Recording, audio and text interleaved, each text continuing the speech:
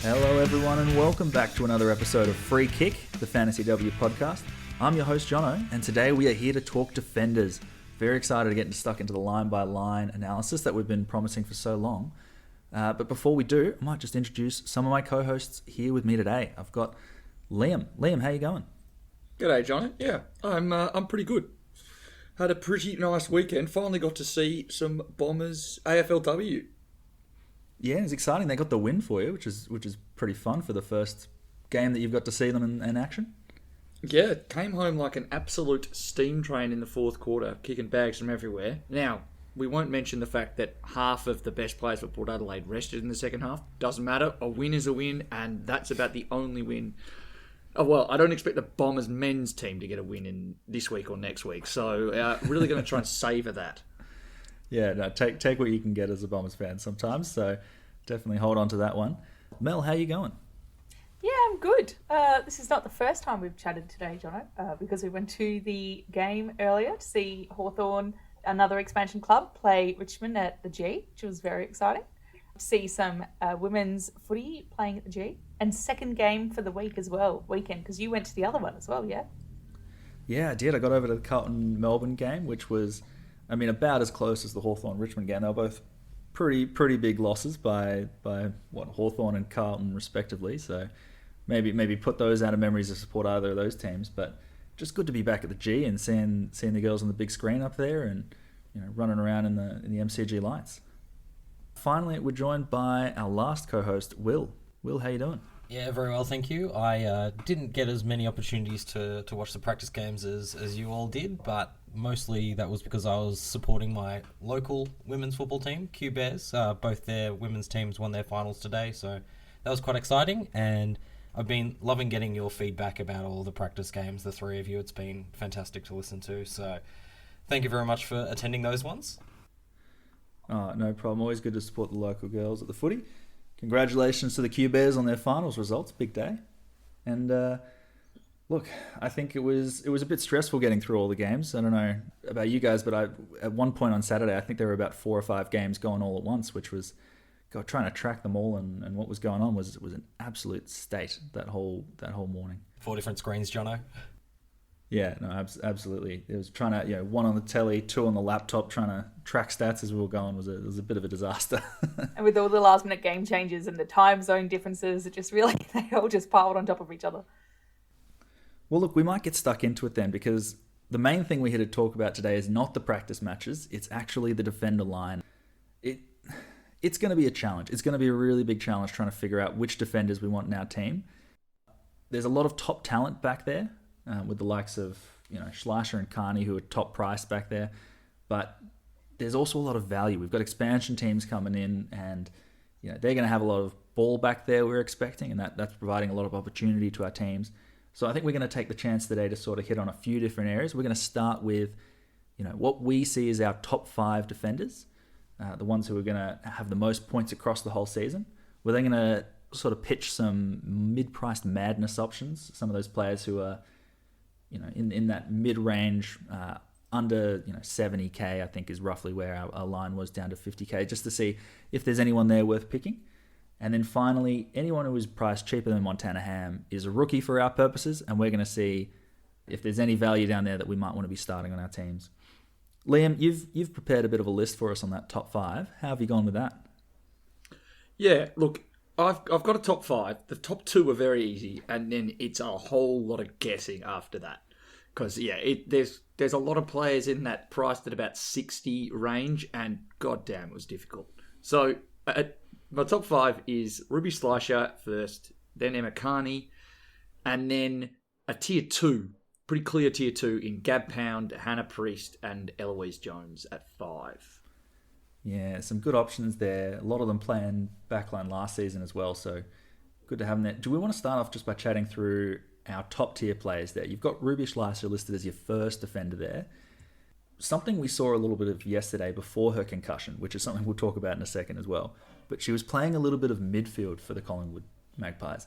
Is that something you see? Is that why you've got her listed at the top there? Or are you expecting more that she's going to continue that role in defence and someone that we should be adding into our team because of that intercepting role she played? So I think that the only thing that the midfield can do is provide further upside to her 70, because I still see her as probably being capable of averaging 75 to 78 this year, because she was hampered by a back injury at the beginning of last season. And then you add on top of that the possibility of more sugar hit ceiling scores as a midfielder. It becomes like an opportunity that is too great to pass up. So she was already, in my mind, the best defender, irrespective of the midfield role. The question then becomes, with the midfield role, do you need to own her as well, because there's still more price upside? Yeah, from the season 6 list, Emma Swanson was up there as number 1 defender, but she wasn't really playing as a defender and has since changed to be listed as a midfielder going into season 7. But when I have a look at my team from season 6, like Schleicher sat at D1 for a couple of weeks in a row there. She was only not there for longer because I made the rookie error of trading out my premiums. Yeah, she's probably going to slot straight back into that D1 for me as well. She's a bit of a must-have. Yeah, and I think one of the really good things about Ruby Schleicher is that she really does get a lot of her scoring through marks. And that's a role that is quite a specialist role in AFLW. So it's a role that she's likely to continue in, whether it is in the midfield or in a traditional halfback role. So I think you can probably look at it and say she has a very good chance to continue scoring very good scores. The only red flag that I think we can bring is, even when Ruby talked about the move into the midfield herself on our Collingwood breakdown episode, it wasn't like, oh yes, I've been a midfielder my entire life, like I've always wanted to get back in there, which is kind of what you have happen. Like, for example, when we talked to Tani, she was like, oh, I only played defender for a little bit, and I've always wanted to be a midfielder. Ruby doesn't appear to have that same passion to be in the midfielder. Do you think she can score better than her current average as a mid? To me, I think she's probably going to be more of a pinch hitter. One of the things was this preseason is that Lambert isn't in there, Michaela Cann isn't in there, so she's probably playing more midfield minutes than we're likely to see in the regular season. I think for me, the midfield minutes is good for Schleicher's scoring because it probably just means an extra 2 or 3 kicks or handballs here or there, where once the centre bounces happen, she probably rolls back into more of either a defensive midfield role or just plays as a defender. So that would probably be my take on it, which I think is a good thing. But I do definitely see the concern if it is like a pure midfield role. It's probably not one she's accustomed to, and it might drop those mark numbers. Yeah, as much as I raise this red flag myself, I still see it as being this is not a slam dunk, but I still see the upside being there just purely, as you say, because there's probably a few extra possessions that she'll be able to get. The question will be whether or not she still is that marking defender, whether or not she can transition that game into the midfield. And I think that you can kind of see now that we've got D1 and we already have at least one red flag. I think you're going to see that this is a bit of a trend with the top line defenders, is there are red flags for all of them. Absolutely. If I can start with one of the red flags here, we saw a little report that apparently just before or just after halftime, I wasn't quite sure on that, it did appear that Ruby got concussed on the weekend. Now, I know that we've got a full 2 weeks before we head into the actual first game that Collingwood are going to play, so she's probably still going to play round 1. I don't see that as a concern. But not everyone returns the same way after a concussion. It takes them a little bit to get back into it. Is that something we need to be watching out for? Oh, definitely. Yeah. Because if she comes back saying that I haven't had any training, then you might not be able to start with her, because it could be a couple of weeks before she gets better. But it's just you have to now be like watching for interviews and content out there before you can. Whereas before I was like, Ruby has to be D1. She has to be D1 in my team because of that scoring upside. I just don't see there being much downside. The second red flag that I see for Collingwood is a little bit different. When they were playing Sydney on the weekend, their territory dominance of the game was just so evident. The ball just lived in their forward half, and it was very rarely in the back line. So the defenders really weren't touching it a whole lot. It would come out, whoever was there would get it, kick it straight back in, and you didn't see a lot of the ball being shared amongst the defenders.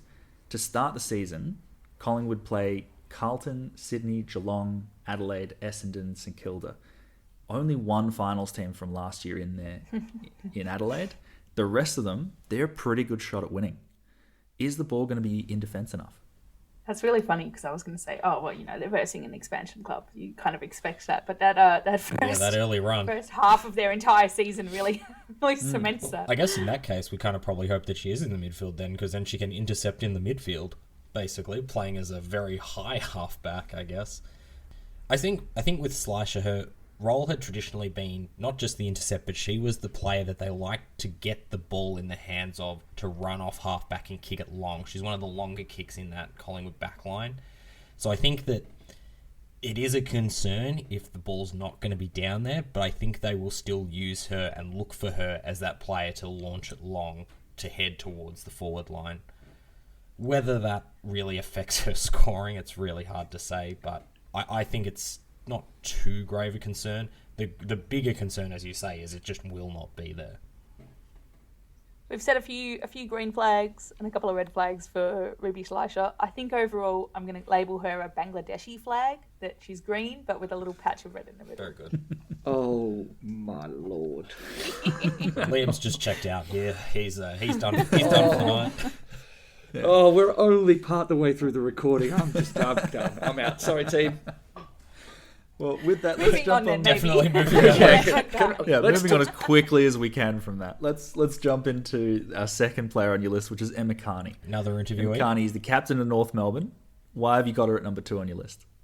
Yeah, Emma Carney is an elite of the game, and she's going to be playing in the same role that she played in last season, but for another season. And this is another case of, with the amazing access that we've been able to get with players, she talked to the fact that she will feel substantially more comfortable in the role. North Melbourne aren't so dominant that the ball won't be down in their backline. They've also lost one of their other intercepting defenders in Jess Duffin. I just see there being substantially more opportunity for her. And I also just think that she's a gun, so they will want the ball in her hands. Yeah, and speaking to that, I think one of the other players who North have lost that will help Carney's scoring is actually Eileen Gilroy. They've lost a bit of that run out of the backline, and one of the strengths of Emma Carney's game has always been her ability to run and carry with the ball. So I think there'll be a few more handballs and handball receives that will get those kicks up. That we normally talk about these sorts of players as kick mark funds, but I think her run off halfback will be super important for North this season. Yeah, I'm really keen on Emma Carney. I think, particularly with the way that they played on the weekend, North were looking very good. They managed to knock off the Premiers Adelaide by 2 points over at West Lakes. And look, the ball was very much living in North's defensive 50 for a lot of that game. The defense held up really well. I think they're going to run with the same lineup. And Emma Carney was very, very good. I think she's going to have a very good season this year. Yeah, and no one would ever question her ball-winning ability. Her ability to know where to go to get the ball is one of the reasons she's such a superstar player. So I see a lot of upside in Emma Carney in that back line. And I think the other thing, and I know we spoke to it earlier with Ruby, Emma Carney was not nearly as impacted by going up against worse teams last season. So up against like two pretty average sides in GWS and West Coast, she managed to score a 77 and a 95. Which suggests to me that it's just not a case of, oh, the ball's not there, therefore she won't have opportunities. She's that good at trying to find the pill. I still just see her as probably averaging about 73. I don't see there being much risk associated with her. I think she's one of those players that if they are playing a poorer team, she will push up the ground and really seek the footy. She won't be content to just sit back and let other people do the work. She's got such a hunger to get the footy and get the ball moving. So, I mean, those stats speak to it, but I think regardless of her opposition, she's going to continue to be a really good scorer. They're playing Melbourne and Adelaide in the first 3 rounds. So that suggests that, the ball might be back there a little bit. And North are potentially good enough to knock them both off, but at the very least, there'll be opportunities, so I'm not too concerned there. And I think one of the other things we haven't talked about Emma Carney is we do expect her to play in that back line, but being that experienced midfielder that she is, there's always that chance that she could end up back in that centre bounce mix. I don't think it'll be an early season thing, but as the season progresses and younger bodies get more tired, there's always that chance that she could end up being put back into that midfield, which is a fantastic thing for scoring. Yep, I agree with all of the above. She's already in my, draft starting team. You don't have a flag for us this time, Mel? No flags. All green. All right. Well, in that case, we might jump on to our third. We've jumped out of the top two. So that we think are going to be a top two very clearly above everyone else in the back line. But Gab Pound is our third there. Liam, why have you got Gab Pound as number 3? I said earlier that there's 2 tiers, but I actually think that there's a tier 2A and then 2B, which is enormous. I think that Gab Pound is playing a very consistent role at Carlton. Carlton looked dreaders on the weekend as well. So the ball seems like it could be living in their back line. She really nailed down that ability to be a running halfback that Carlton wanted to have the ball when they were trying to move the ball out of halfback. I don't see her role changing this season, and I don't anticipate that her scoring will drop as a result. It may not peak, but I don't see it dropping. Yeah, I spoke about this a little bit on the Carlton pod, but out of the two kind of defenders there, Karen Peterson and Gab Pound, Gab Pound's the one I wish I had brought in last season. The two of them are both great, but Gab Pound just seems to be getting the points a little bit more so. Yeah, I think one of the other things that we've also touched on in the past, but is a huge thing for defenders, is taking kick-outs, and that was Gab Pound's role. Getting those cheap kicks in that back line really, really helped the scoring. Yeah, she's got those seagull-type tendencies. She's always just like bobbing up for a really short kick in the back 50. It was kind of funny to see, because Gab Pound didn't play against the D's on Saturday. Annie Lee took all of the 8 kickouts that Carlton had, which was very strange to see. It's just almost as if they have a designated kicker regardless of who's playing. And if Gab Pound's in, it's her. If she's not, then Annie Lee takes it over. I guess then that's the red flag for Gab Pound, is that and I know that this top 5 list is season-wide scoring. It's not like these are the players that you need to have in. The only flag might be that she may miss round 1, because we don't really know much about why she didn't play.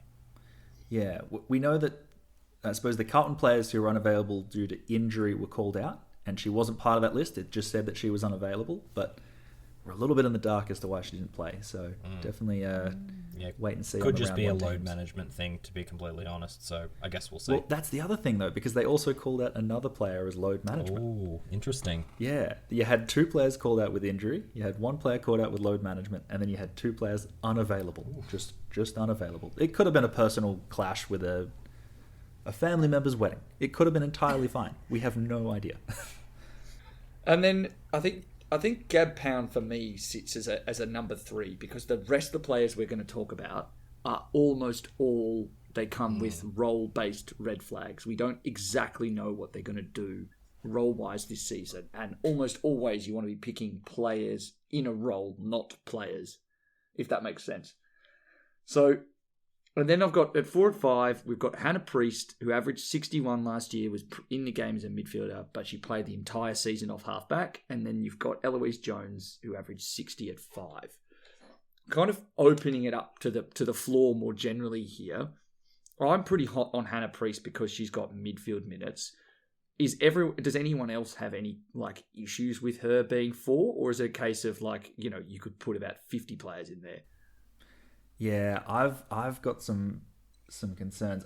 I definitely think she's a great player. She's just been elected captain of the Saints, and yeah, she is very composed. I think when she was playing in the midfield in the practice game against a very, very impressive looking Brisbane Lions unit, she looked very composed with ball in hand. I just have one concern, and that is that there are a few times in that second quarter where she was just looking rushed with the ball a little bit. So she was taking her time, and then, I think at one point, Courtney Hodder just surprised her and tackled her, got hold on the ball. And it's just little things like that where she's a very slow, deliberate player, because she's probably used to that time in the back line. And then from halftime onwards, she played entirely in the back line, didn't have another midfield minute. And to me, the question is, was she put back there because Brisbane had started scoring so much and they needed a little bit of assurance back there? Or was it not working out in the midfield, which is why Brisbane was scoring so much? And so they put new players in there to see how it would go. Yeah, to me, I worry that this is a bit of a Bella Lewis situation where you've got a player coming into that midfield, which by all normal logic is a great thing, but it just doesn't quite work out for that particular player. I'm actually probably more keen on Bianca Jacobson from a St Kilda defender point of view. Just even though I don't think she's quite got the potential for the heights that Hannah Priest could, especially if she plays through that midfield, her consistency last season was pretty close to what we saw from Gab Pound. And while I don't think she's a player that you'd be going, I need her, I need to start her in my team, she's a player that I reckon you could pretty comfortably be putting in your team later on in the season as someone who you know is going to score you pretty well. And the other thing that we saw in the preseason games was that she was taking kickouts. So we've talked about how important that is for a player. We've talked about how all of these players are going to be in basically a raffle to get in these spots. But if I was picking between Priest and Jacobson myself at this stage, I'd probably go for Jacobson. Yeah, but I think the problem there is what's the price upside? Like if you were like the thing with Hannah Priest is that at the very least you know that there's a potential. We know that more CBAs and Bella Lewis was an outlier. She had scored well the season prior and it was anticipated she would only improve. Like I just think that if you're picking someone, particularly at a mid and who isn't in a primo level, you need to see some price upside. I just don't know where that comes from. And that's the thing. I actually completely agree with you. If you're looking to start either of these two, start with Priest. Because Priest is the one that could end up getting you that extra money and could really jump up in that price. I think Jacobson will probably stay at a very similar price for the whole year, which is why for me, Jacobson's one of those players that coming into rounds, 6, 7, 8, where you're looking to get all of your players up into premium territory, she's a fantastic target for then. But if you're going to start with her, you're basically saying, this is a player that's going to sit in my team the entire year and not change in price. So to me, they're quite different in terms of how we're looking at them. For me, if I'm talking entire season, I probably want Jacobson by the end of it. But if you're starting with one of them, Priest is definitely the option there. Yeah.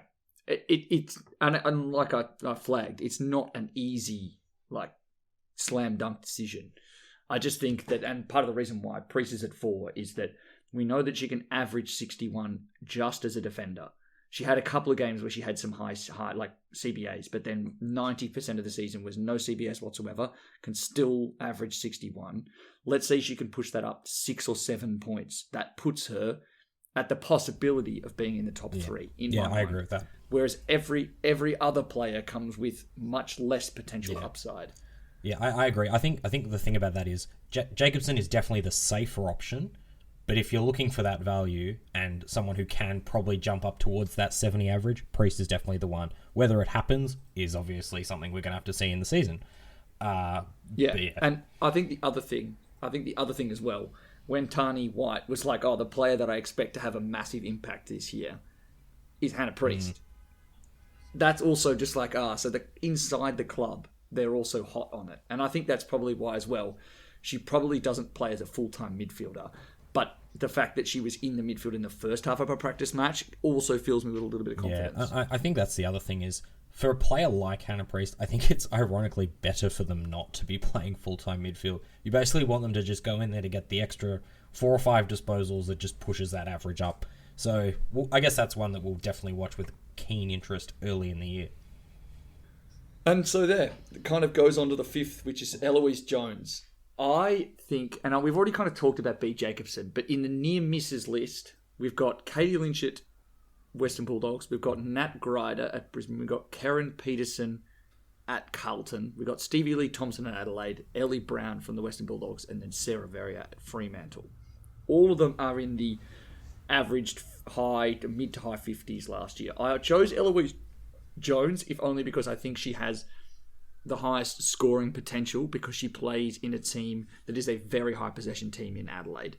And she showed the potential last year, irrespective of what role she was playing, half forward, wing, half back, can still hit kind of mid to high 80s scores. But I'm not entirely confident. You could make a good argument, and I would probably change this 5th ranking. Open up to the floor. Who would you be most hot on replacing Eloise Jones at 5th? I think for me, the one that I talked a fair bit about in the Bulldogs episode was Katie Lynch. Katie Lynch had a massively high ceiling when she was playing as that running halfback and taking those marks. And a lot of it came down to how the Bulldogs used new recruit Millie Brown. Because when Katie Lynch was playing as a lockdown defender, her scoring went absolutely straight to the ground. And we've seen in the practice games that Millie Brown has, at least at this stage, started as that key lockdown defender. So to me, that's a massive sign that Katie Lynch could be the one to play that running, taking marks, getting those looser possessions, which is fantastic for fantasy scoring. Very similar to what Eloise Jones does. So I think those two should hopefully play a very similar role, and then hopefully both do very well in terms of their scoring. Yeah, you picked it very well there, mate. I think Millie Brown was definitely playing that lockdown role, and that is going to free up a lot. I suppose my biggest concern there is that the Bulldogs, they were playing the Giants, and the Giants sort of let them have a few easy kicks around, so they were definitely possessing the ball, the Bulldogs, in this game, and that made Katie Lynch look fantastic. But another one was that Eleanor Brown, who previously had played as that key defensive role alongside Lynch, she ended up being pushed up into the midfield, which was a big surprise. Was really interesting to me. I'm not sure. This is one where the big red flag to me is that this is a practice game, and a lot of levers get pulled just to see how they look. We know the Bulldogs had two very big missing players for their midfield in Kirsty Lamb and Georgia Stathis, but I mean, she looked fantastic, and you would imagine she'll keep pinch hitting in the middle, but she's going to be pushed back into the defence. Are we worried that there's going to be a little bit of an oversupply of key defenders back there between Lynch, Brown and Brown? I don't know about oversupply. I think Lynch can definitely play more as the running mid-sized defender. So I think if they were to go with Brown and Brown, I think that wouldn't be too bad for the Bulldogs. I don't think they'd lose out too much. But it does beg the question, because if you've got a player who we think is a key defender playing through the midfield, I mean, it speaks to what pretty much every single player we've talked to this pre-season's talked about, which is player versatility. I think it means that a lot of the players aren't going to have as set roles as we're probably used to, and that's going to make things quite difficult. One other one that could be interesting is Nat Grider from the Brisbane Lions. So she, from what I've read from the preseason game, she played as well as we would expect her to. She had a really good season 6, quite average. Her average was quite high, her ceiling is quite high. But as for her specific role, I'm not fully across that. Does anyone have anything to the contrary to this? Yeah, no, I can jump in. I think so. Last season she was playing as that like halfback, sort of occasionally up on the wing, but mostly across halfback, and she was very, very good. This preseason, it's interesting because I had seen her playing a lot across halfback, taking a lot of intercept marks against the Saints, and she did that really well. There were a lot of reports, though, I suppose, that she'd been getting midfield minutes. So I went back and had a look, I suppose, and a little bit closer. And there weren't many, but there were, I suppose, a couple CBAs in there. I wouldn't expect her to do it full time because the Lions have such an impressive midfield unit between, league best and fairest winner Bates. You've got Ali Anderson, who's not going anywhere. Isabel Dawes had a really, really fantastic game, so I can see her doing a little bit more in there. I don't think that you would put Grider in the midfield mix. You just don't need it. You probably need her off half back. The lack of Kathy Spark respect is telling as well. That's fair. That's fair. She was also running through there, doing pretty well. I think one of the other big things about Brisbane is they have such a fantastic defensive structure, and a lot of that has come from players like Grider and skipper Bree Conan, who just know how to organise that defence to make sure that they're always in the right places and they're able to take those intercepts and do the team thing.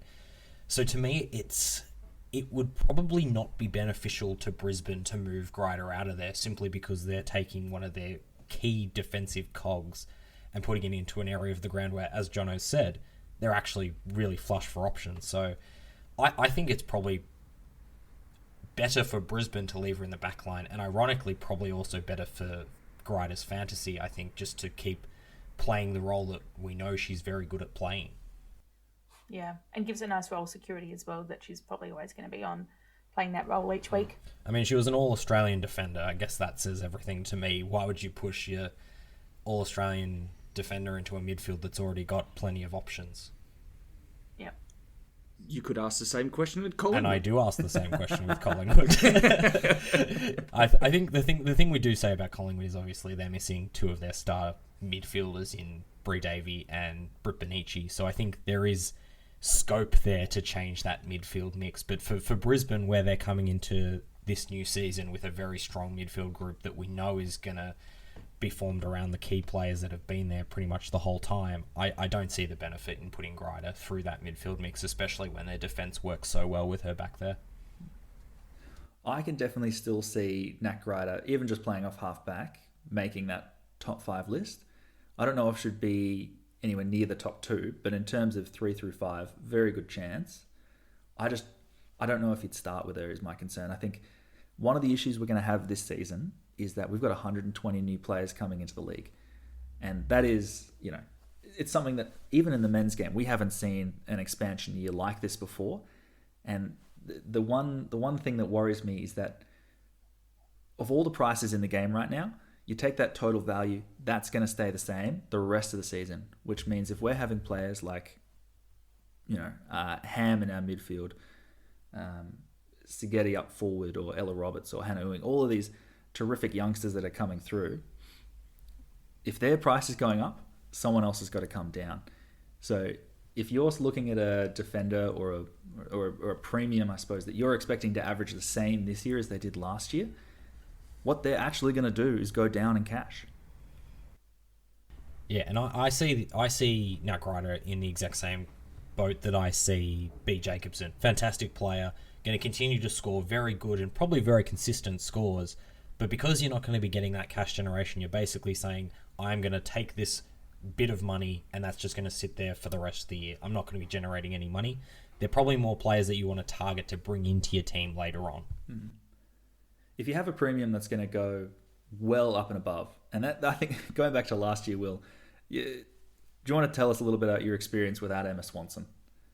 Yeah, I went for Ruby Slisher to start the season, and I didn't get Emma Swanson, and it pained me. Every time I watched West Coast, I just watched Emma Swanson rack up the ball because she's such a fantastic midfielder, and realistically, not having Emma Swanson in my backline has probably cost me a hat. So not having the best defender in the game, from not just from the outset, but I literally could not afford to upgrade to her. My backline ended up being very solid, but because I couldn't get that one genuine superstar who was averaging nearly 20 points more than the next, it really did cost me in the end. I think if you've got someone who's that much better than the rest of the comp, you've got to take him. But yeah, for agree. Someone who might be 4th or 5th, I'm probably searching for a bit more value. Yeah. And I do want to throw one last name who we've talked about, who could be the value, in Sarah Verrier. So Sarah Verrier is only priced at an average of 55, so probably at the lower end of this premium band. But what really interested me was, at the end of last season, didn't drop below 50 for the last 6 games of the season. It says 3rd season coming up, so has that potential for growing in terms of experience and the classic 3rd season breakout. So to me, of that list, she's one that you could probably get value out of. Whether she's going to push up into that upper tier where she's going to average 65 to 70, or whether she's going to boost that average from 55 just up to a 60, I'm not 100% sure at this stage, but there's one where there could be a bit of cash generation. Do you have any concern about the fact that she was out of the preseason game for HNS? I think that's always a concern, but at the same time, we also saw Kiara Bowers going out with HNS protocols, and I don't think anyone's too worried about Kiara Bowers coming back round 1 and scoring a massive score. So, look, it's always a concern when the players are out with COVID, but I think there's enough time before the season starts that she should hopefully be able to recover and be ready to go round 1. All right, I think that was a pretty comprehensive chat there that we've done on the premium defenders that we're considering just to lead our backlines from a fantasy sense at the very least. But the real value in this game is coming up. We've got the mid-priced madness ahead of us, as well as our rookies. On the mid-priced madness, we're going to do something a little bit different here. We've each picked one player that we think is a lock to start in our teams, someone that we think might provide a little bit of value for I suppose, pushing up towards that premium band. And I think we're all going to take just a little bit here to go through why we think that they're the best mid-price madness player that you can pick. I'm just going to flag something. This whole idea that they're a lock to be in your I also side, picked up on that. that is not true at all. That is not true at all. No. I'm not going to get slandered when they don't see this player in my team in round one. Yes, I completely agree with that, Jono, because I think these are probably the best mid-priced options. But in a season where we've talked a lot about guns and rookie strategies, I think saying that mid-price players are locks is probably very optimistic.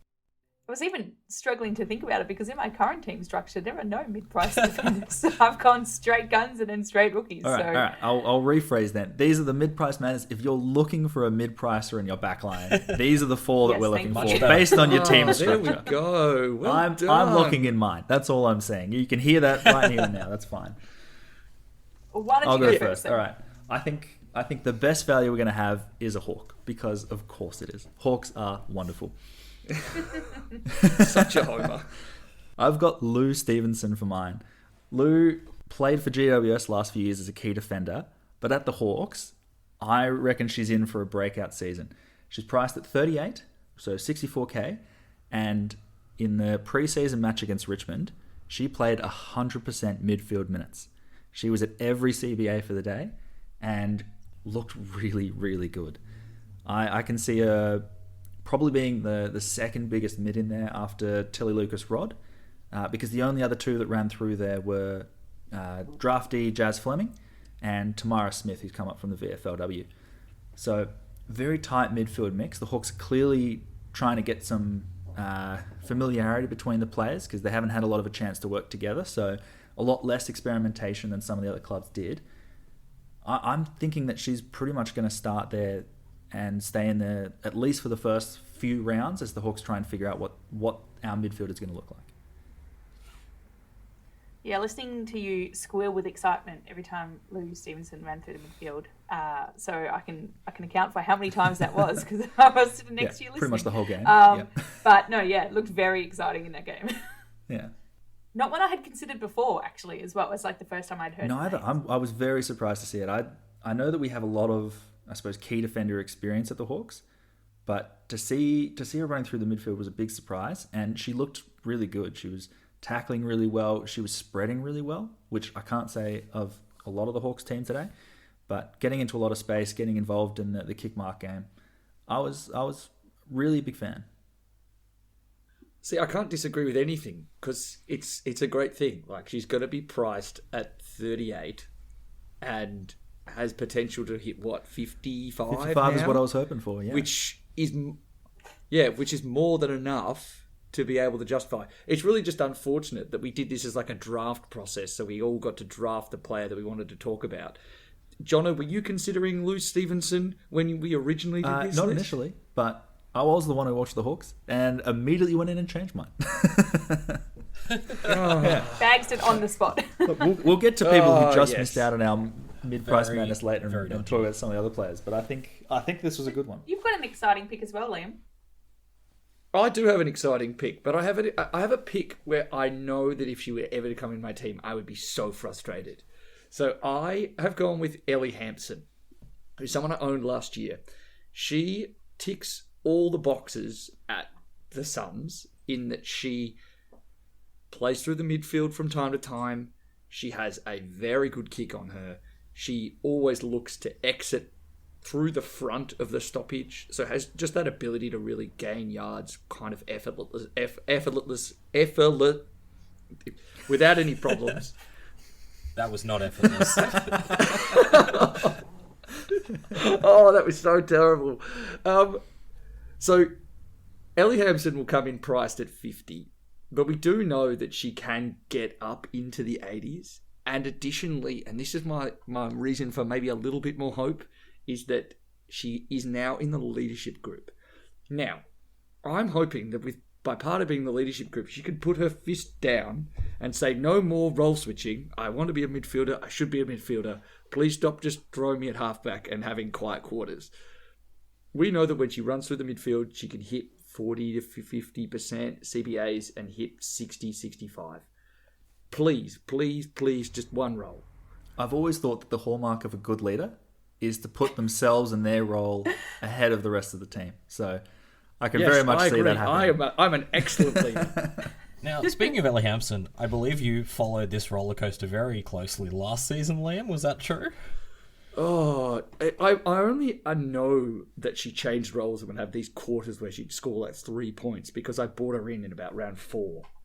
And she was fine. Like, I think at that point I also got a couple of her average scores because of COVID affecting games and game times. So she ended up being a perfectly adequate member of my team. But she was definitely my D5 at the end of the season.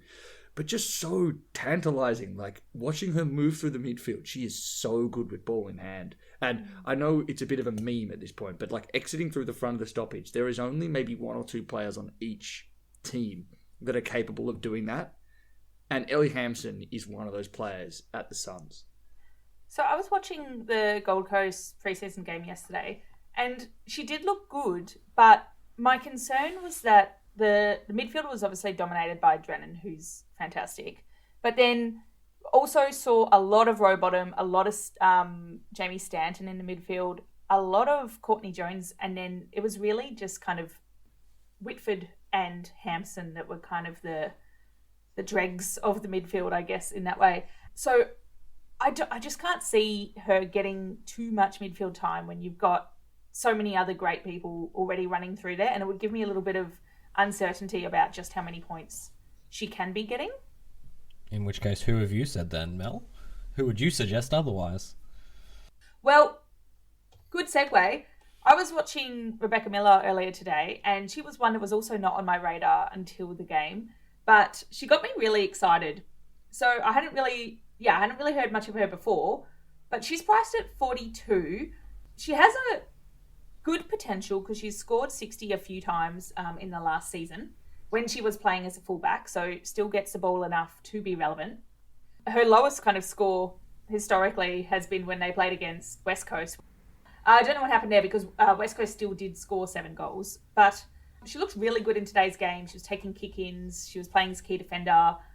My only caveat, my only red flag, I guess I should say, with her, if Richmond are going to be pretty good this season, which I'm really hoping they are, is it a silly idea to pick a Richmond defender?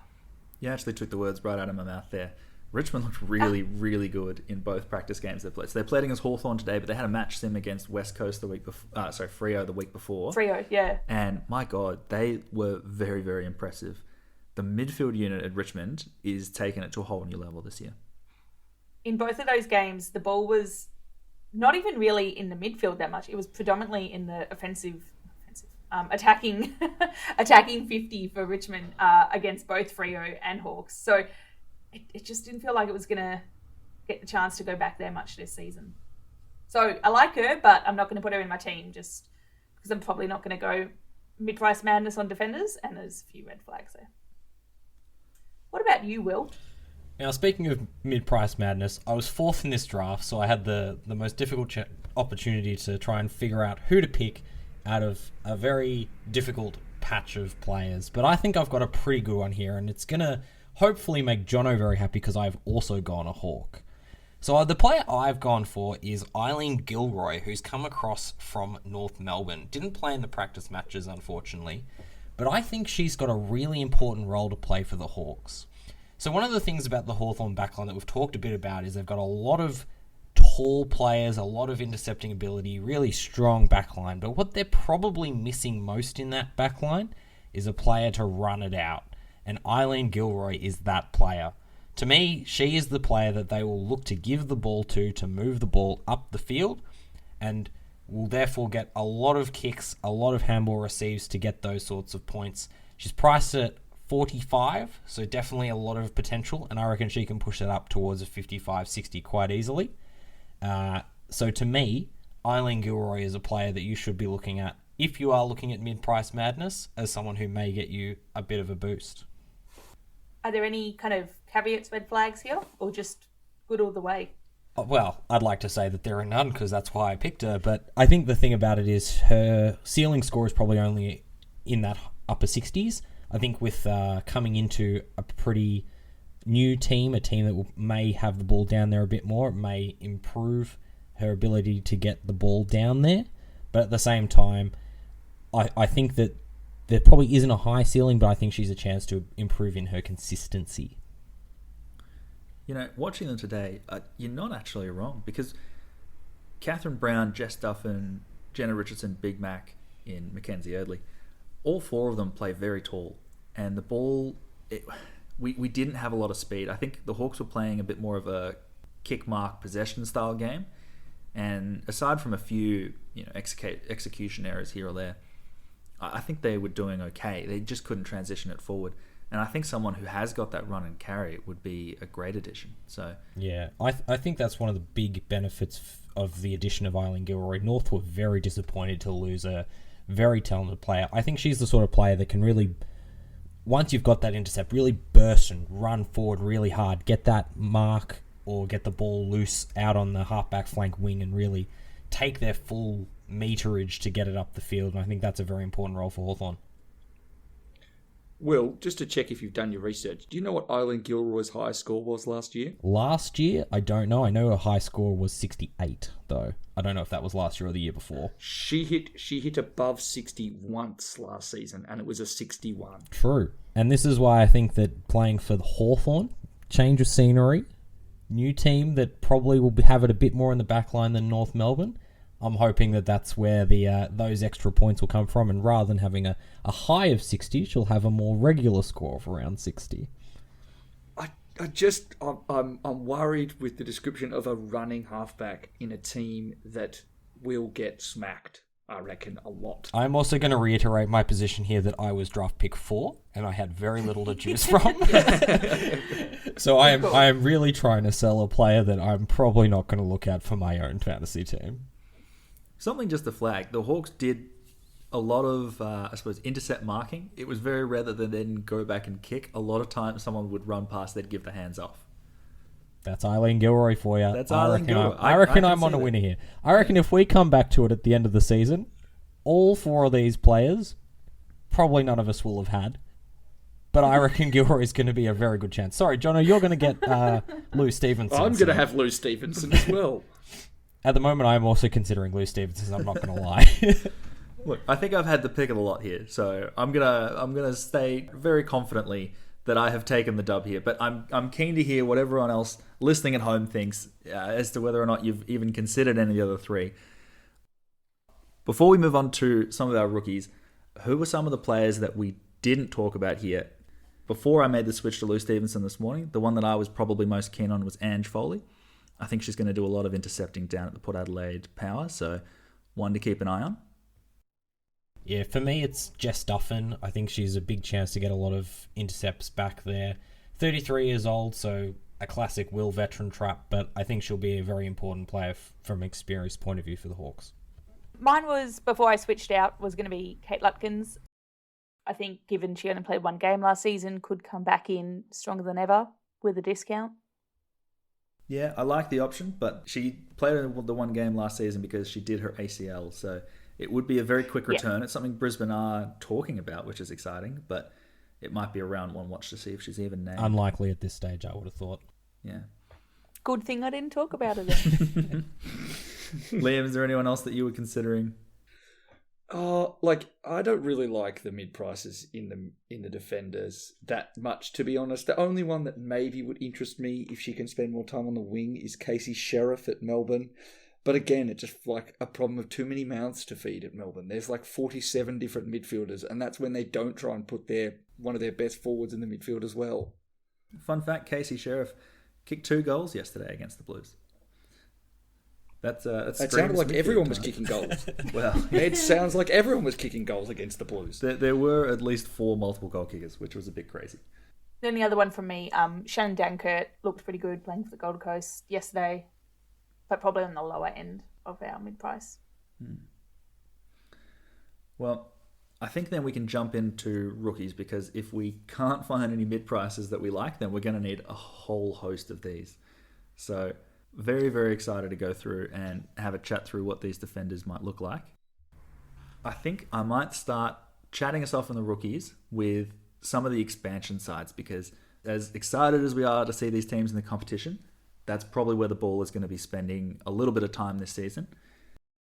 Contrary to what one might expect, I'm not going to start with the Hawks here, because I want to start with another game, which is the Sydney versus Collingwood game. This was a cracker of a game, and the key thing is that Sydney have so many defenders, and they're all very, very cheaply priced, and a lot of them got a lot of game time. Firstly, I want to talk about Brenna Tarrant, because I actually don't think that there is a more important player that we could add to our teams this season. She was phenomenal. Did anyone else here happen to catch how she did in that second quarter in particular? No. I got a chance to watch it. It was just like so many intercept possessions. Every time the ball went in there, she'd touch it at least once. Yeah, she was tackling everything in sight, intercepting half the balls that came in there. I don't think that there was a rebound 50 that she didn't have some involvement with. She was everywhere. I genuinely think she would have racked up 100 or 100 plus fantasy points, and she's coming into this season priced at, I think it's in the mid 20s. She's only at 40k. This to me is the easiest pick I'm going to have this season. Plus, we got the little interesting fact that she was playing as a midfielder in the preseason as well. So, to me, there's just so much upside with Brenna Tarrant, friend of the show as well. So, to me, she was one of the first players I picked in my back line. Yeah, it seems a little ridiculous. I felt proud watching the game, having had it on the podcast. I was sitting there just every time she got it, I was like, "Oh, bless! Look at her go! She's killing it! Just so good." She was actually so composed though. Like someone would be tackling her, and she'd be like looking upfield, not concerned about the fact someone's about to, tear her a new one. Very, very tough. One thing just to point out though, all of the rookies are starting at, all the people that are playing their first game this season are starting at 28.7 grand. But Brina is starting at 40 grand, so just a little bit more expensive, but still definitely rookie priced, and sounds like it's going to be worth it. I think one of the things about that as well, though, is it's 12 grand more, so it's a little bit of consideration. But Brenna Tarrant, to me, is one of the players in that Sydney backline that has the most job security. I think that she will be in this team for the entire season, barring, some sort of injury or COVID-related absence. So to me, it's a very safe pick. It's worth spending that little bit more on a player that will be in there. There's a plethora of other Sydney defenders who we'll talk about, but to me, she is the one that round one will be in that lineup.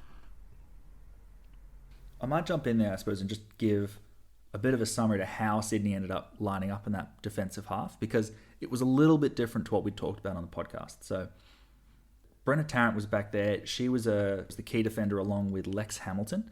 Lexi Hamilton was that shutdown role, had a very, very tough job up there because some of those Collingwood talls were in very good form. But I suppose those two seemed to be the pillars. Genevieve Lawson-Tavern was another one there who I suppose was playing tall because, again, Collingwood have a very tall forward line yesterday.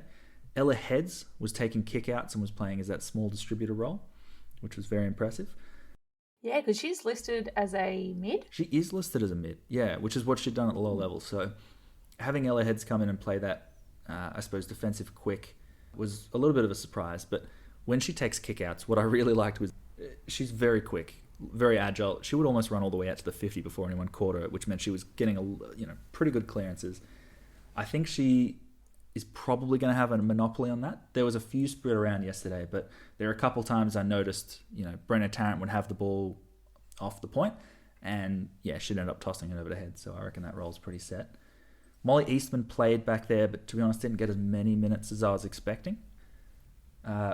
Bridie Kennedy is another that I thought was pretty interesting. Listed as a defender, but she played almost exclusively on ball, which was exciting to see. Yeah. Bridie Kennedy is a player that I was very interested to see what her role would be in this preseason game, and to see her playing through that midfield, to me, is a really good sign. A more experienced player, so again, likely to have very good job security. That quite interests me as a rookie price player in that defensive line. If you're only going to take one of the Sydney rookie defenders, though, you've just raved about how good Brenna Tarrant is, but also, do you take Brenna or do you take Bridie? I'm very strongly considering running 3 Sydney defenders, which seems a little bit absurd. I also have 3. I can attest that the Sydney backline is where you're going to want to be looking for your rookie players. I think there's a lot of value to be had in a lot of these players. I think you'd be probably looking to run at least 2 of them. If you are going to go with Brenna Tarrant. I think Brenna Tarrant at this stage is probably a good almost D4 at this stage, with a genuine rookie at your D5. And then for me, you can go with any of the ones we've talked about fairly comfortably. The only one that I'll put a little bit of a flag on is Genevieve Lawson-Tavern. She currently sits in my team, so it's not that big a flag. But the one that didn't play on the weekend was Maddie Collier. And Maddie Collier is almost a certainty to slot into that backline somewhere. She is, part of the leadership group for the Swans, so definitely won't be missing at all. There's a chance they play her up forward, but I would expect her to probably take one of the key tall roles down back. Yeah, for me, the one that I'm very keen on besides Brenna Tarrant is Bridie Kennedy. Just the fact that she will be playing almost exclusively as a midfielder, as a basement price player, is almost too good to resist. So she's the one that's currently sitting in my team. I've also got Molly Eastman, so disappointing to hear that she didn't get as many minutes as we probably would like, but Bridie Kennedy is the one for me. AFLW experience, playing in the midfield, you can't ask for much more from your rookie defender. Yeah. Another one that I will mention at the other end of the ground for Collingwood was Sophie Casey. She played a very impressive game, and it's probably on the back of Schleicher playing in that midfield, and so there was a bit more opportunity for her, but she was taking a lot of intercept marks, and she, despite having played in the league for a while, is still pretty cheap, only at 45k. So one to consider.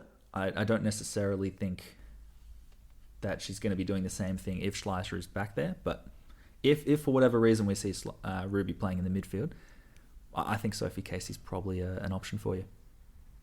I might jump over to the Richmond Hawthorn game from earlier today. The two kind of standouts to me from Hawthorn were Jenna Richardson and Catherine Brown. Catherine Brown at the back taking pretty much every kick in, great on the defender role, and when she wasn't taking the kick in, it was going to Jenna Richardson, who, given that the ball was in the Hawthorn defensive 50 for pretty much the entire game, they were around it lots, and it's probably something that I expect to see in the first few games of the season.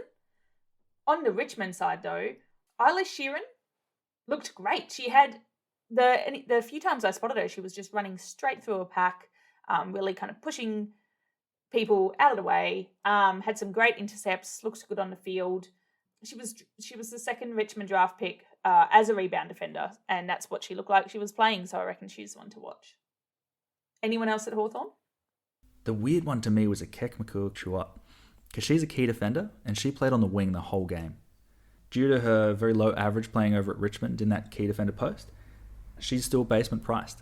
And you can, she was taking a lot of very good marks and getting a lot of ball out on that wing. So I'm not sure if that's going to continue, but it's one that I'm certainly going to consider in the next couple of weeks as we get closer to round one. Cool. So moving over maybe to the Geelong and Gold Coast game then, I really liked a couple of people here. On Geelong side, Georgia Clark. So she actually played as a forward in this game, and maybe, Will, you can shed some insights onto why that was. She almost had back-to-back goals. So she got a goal, which was amazing, and then had a moment again a few seconds later to go for another one, which unfortunately she didn't get.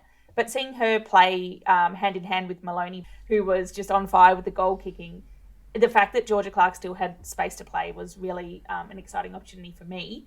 I'm not sure if she'll be fantasy relevant, but she looked really good. Yeah, she was actually one that Nina Morrison highlighted as having that role change, moving up the forward line. I think you're right, Mel. Exciting player to have in that forward line. Fantasy-wise, I'm not sure Geelong forwards are where you want to be looking. Yeah, one concern that I would have is Geelong has a pretty tough run early. They've got Richmond, Fremantle, Collingwood, and then North in the opening 4 rounds. Yeah, that seems a bit of a concern. I do like what you're saying about her, and if it wasn't for that, then maybe. But in this match, Jono, there's your favourite name in the competition for the Gold Coast that you want to talk about. There is. It's Gabrielle Biedenweg-Webster. I wasn't able to watch this game because I was watching about 3 others at the same time. But Mel, please tell me that you heard good things about it. I'm so glad you introduced her name because I was just sitting here practicing it in my head. GBW. GB Dubs. Yeah, I heard her name a lot. So the commentators were also kind of struggling. So she went by Webster, which was nice. But yeah, no, she was playing really well in the defence, which Gold Coast definitely needed. But It looked like it was a little bit hard to see, but it looked like her role was quite pivotal in the defence line there, and definitely heard her name get thrown around quite a lot. So that's the best of my insights I have for that. That's right. That's enough, I suppose, for me to at least go back and watch that game, because I think that is one of the few that we can look back on, isn't it? Yes, I was very surprised and happy to see that I missed the last quarter due to the derby starting. But no, the full game is online for you to watch at your pleasure. Speaking of the Western Derby, was anything in there worth talking about from a defensive rookie point of view? Because I know there are a few forwards we might get to in another episode. Yeah, it was tricky for me. The two rookies that were named and played were Orla Lally, who came over from Ireland, just kind of landed just a few days ago, it feels like. I know she played. I don't really have anything to add because I couldn't watch that full game, unfortunately. And Maddie Scanlon also played. Nothing really to add. Maybe, Liam, if you watched a bit of that game, you've got something? Unfortunately, it was very much a case of I could barely see what was going on in that game because it was such a torrential downpour. And then the game stopped halfway through because of lightning. So even if we were going to get some things from that game, probably not going to be the most fantasy relevant observations. But hey, we're the football. We literally mentioned it 57 besquillion We've times. talked about it so much, and we finally got to see it. So Yeah, that was more than wet weather. That was like storm football. swimming football. Yeah, pretty much. Yeah. And the only kind of rookie price defender from West Coast is Zoe Wakfa, who didn't play, so nothing too exciting there. So are we really looking for the players who attract the least amount of lightning? That's essentially what we're targeting in our Clearly, we're not pretty going much. for the West Australian teams then, because Yeah. Oh, gosh. Liam, what about Port and Essendon? Very exciting game for rookies. Yes, so the big thing for the Dons was getting a chance to look at how they were going to line up. Now, unfortunately, the players that I actually think are probably most likely to come into my side as from the Bombers who played in defence are actually unfortunately named as forwards, and that's Mia Van Dijk. But we do know that, and we did see a bit of Mia Bush moving around in the back line. I know that she took a couple of kick-ins as well. So, the very least, they're basement price names that if we see anything from them in the first 2 weeks, they're downgrade targets. Another one to name is Yasmin Dersma, who looked good in the first half of Port Adelaide. She will be priced at bottom price. Another basement priced. Obviously comes from pretty good stock with her dad being an AFL player and obviously her brother also being at Port Adelaide. So another name to watch. Yeah, I was reading up on the game, and the Age said she had a really great game and she was pivotal in driving the ball forward, so that was enough for me. One player I'm really keen to talk about is Amber Clark, and that is because she is listed as a defender. But Liam, what you were telling me earlier today, she might be a very, very handy player. Yeah, so Amber Clark is stupidly fast. Like, makes every other player look slow.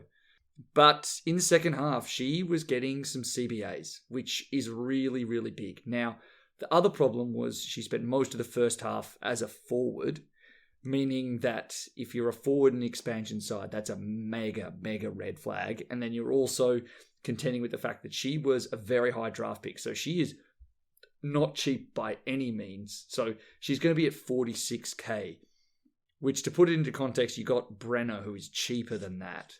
I have, as much as I really liked what I saw from her, I don't anticipate she's going to be part of the midfield rotation substantially throughout the season, and otherwise she's going to be sitting forward. It really does make you question a lot of things, these practice games, because you had in the first half, she wasn't in the rotation, and they get thumped by Port Adelaide. Like, not thumped, but it was definitely a Port Adelaide strong first half. Port Adelaide rests some players. She comes into the midfield, and suddenly Essendon look like the most dominant team that's ever played footy.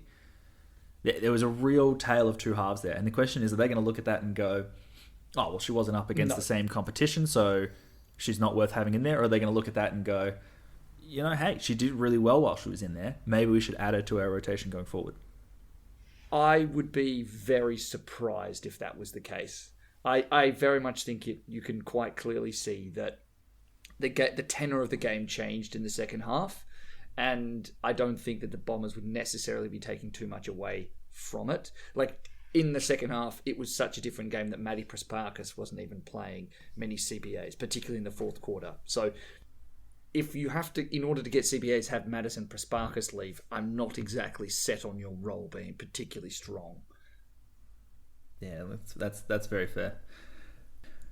Was there anyone else in that game? I mean, we had Indy Tauhau back there playing a key defensive role, priced pretty cheap, only at 32k.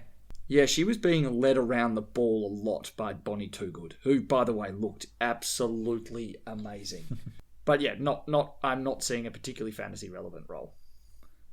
It was almost too difficult to take away many fantasy relevant takeaways from that game because it was a very dour, underscored first half. And Port Adelaide were up, but they weren't kind of dominating. And then the tenor of the game changed a lot in the second half when players like Jackie Yorston and Gemma Horton both weren't playing, for example. Obviously, the game is going to look very different. So you kind of can't take too much away from how people looked. But again, two key position players, so I'm not exactly particularly hot on it. To keep us moving, I might throw over to the Bulldogs GWS game. The one player that I've been looking at back there is Millie Brown, because she comes in priced very cheap at 30k. We talked about it a little bit earlier as we were talking about Katie Lynch, but she was playing a key defender role, which is going to be up and down scoring, but at the very least, she was taking kickouts, she was intercept marking a little bit, playing deep back there. Is this one we should consider for our sides? I'm going to put quite simply, no. Well, that was a great chat. Let's go on to the next game then. And the reason I say that is Millie Brown's only scored more than 40 once in her career in the AFLW. I think Millie Brown is going to be super important structurally for the Bulldogs. I've gone on at length about how her being in the team might benefit other players such as Katie Lynch. I think from a fantasy scoring perspective, you're not going to see a huge amount, even if she does take the odd kick out here or there. So to me, I'd probably be looking at more interested in some of the expansion rookies, for example. Yep, no, that's fair enough. Last game that I want to talk about is the Adelaide versus North Melbourne game, because there were actually 3 rookies in here who looked very impressive during a hit-up between 2 powerhouses of the competition. So the first one is Erica O'Shea, one of the Irish recruits that North Melbourne has brought in. To me, 100% filling that Gilroy-sized hole that's been left in their defence. An Irish recruit for an Irish recruit is a very simple transition for them. But she was electric. She is very quick and was absolutely being used to dash out of that half-back line. One of the things that had concerned me, I suppose, coming into this was the Irish game style that she's used to, back in Gaelic, is non-contact. So I was a little bit worried that, footy was going to overawe her a little bit. But when she played, she was tackling so enthusiastically, which I really love to see. Someone who is coming up against a very strong pressure team in the Adelaide Crows and was doing very, very well. Yeah, she's the youngest ever Irish recruit to come over for the women, so big congratulations. But also that's me waving my red flag in the Zoom that we're recording with, because she is the youngest ever Irish I was literally recruit. about to say it. I'm like, but that is the biggest concern for me. That is the biggest concern for me, because I just think it's going to take her a bit of time to get the speed of the game. Practice games are great chance to learn, but I think for her, I think that the ceiling won't be there. I think that she reminds me a bit of Rachel Kearns in a different way, where she'll score some okay scores, but she's not going to generate a whole lot of money. Will be an electric player to watch, but maybe not fantasy-wise. I was going to say, when you say it takes her a while to get the speed of the game, she's faster than the game. She is so quick back there. Well, but she's also very small. Yeah, she is very small, but so is Tyler Hanks, and I think she was potentially the best player that I watched this entire weekend. Different type of small there. I think Taylor Hanks is very strongly built as an inside midfielder, but to me, Erica O'Shea is one of those players that will be a joy to watch from a non-fantasy perspective, but I can't see her averaging much more than 20 to 30. Look, albeit she currently sits on my bench as a defender, and I don't necessarily see that moving. See, I actually think the other one that we've got written down from the North Melbourne match is the one that I'm probably more interested in, which is Taylor Gatt. Yeah, she did get a lot of wing time. And it was a tough game for wingers because the ball wasn't necessarily out in the open a lot, so it was hard for them to kind of get that spread and run. But I thought she did quite well. There's a few tackles, a few marks here or there. I don't think necessarily racked up a ton of the ball, but is definitely one that I can see on that wing with the departure of Caitlin Ashmore. So, yeah, and that's what interests me. I think that we've got a player here who's probably likely to be a midfielder going forward in the fantasy game. So to take her as a rookie, as a defender, I think is the best value she's going to get till she becomes a more superstar style player. So to me, Taylor Gadd is the better of those two options, where if she plays on that wing, I reckon you could probably get an average somewhere between the 30 and 40, which is a bit better than what you're expecting from Erica O'Shea. Yeah, I think that the thing for me and the final rookie that is relevant from this game is I'm pretty hot on Jess Waterhouse. I think the fact that pretty much everyone who plays as a forward at Adelaide manages to get to like 35 as a base level. Like Abby Ballard had like a game where I think it might have even been single digits, and she still averaged 35 last year. I think that if Jess Waterhouse plays, and she's now played 2 games already after coming in as a very late stage recruit and kicked goals in both of them, even if she's just playing as a small forward, I still think that like maybe there's like 40 points there. Like it's a definite possibility. Like how bad can it be? I agree. She has absolutely come from the clouds in this one. yeah, she looked really good. She does that like wheel and go really, really well, and it's really quick ball movement getting an inside 50. Natural footballer is the way I'd describe it.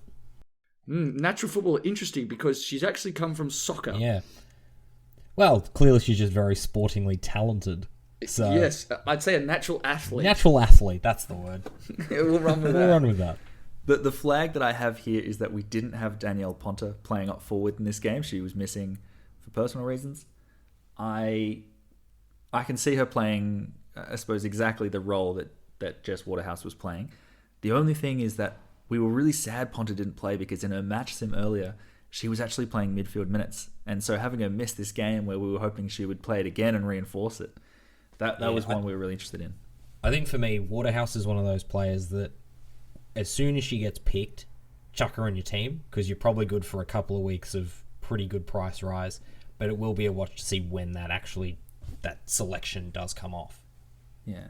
The other thing is Adelaide do have a very challenging start to the season, a little bit of a difficult rough patch to get through in the middle, and then a hard end on the season as well. They have the hardest fixture of any team that they need to play, aside from maybe Brisbane. Yeah. It makes sense given they are the reigning premiers. So Yeah.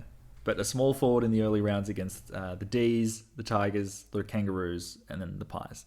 I think that's going to be a challenging start. is there any other rookies that you're interested from across the weekend, Jono?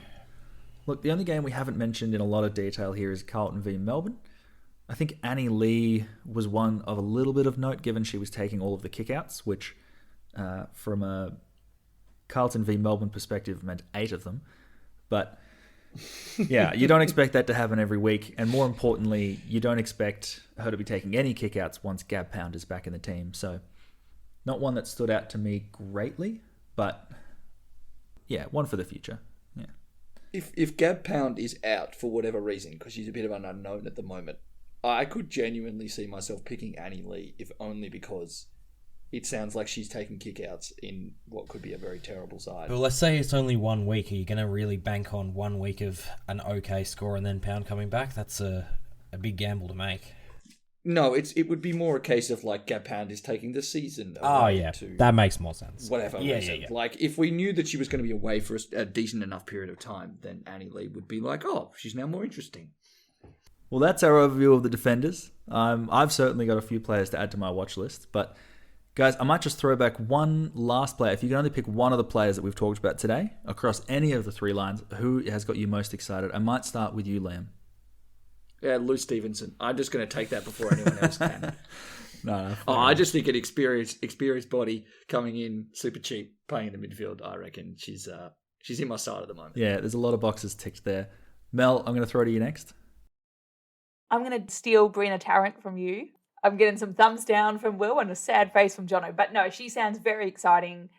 Friend of the pod. Got to have You're it. just picking my backline here for me, but look, let's keep it moving. Will, which of my defenders are you picking next? I'm going to go with Ruby Slicer. Top defender in the game. Cannot go past her for mine. Even with the concussion in the early season, I think that she will continue to be an absolute superstar in that back line. Yeah, no, great call out there. I'm going to go with Emma Carney.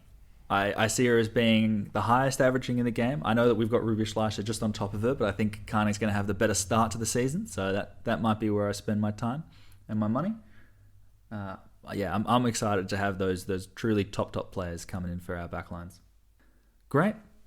Next, we're going to be discussing midfielders, so keep an eye out for that dropping very soon. You can find us on Facebook, Twitter, and Instagram if you want to follow us at FreeKickWPod. I'm on Twitter at OddsandSteven. You can find me on Twitter at LMTom1. I'm on Insta as HiMLD. And I'm also on Insta at WillH_VI. We'll catch you later, everyone. Ooh. Thanks, everyone. See ya.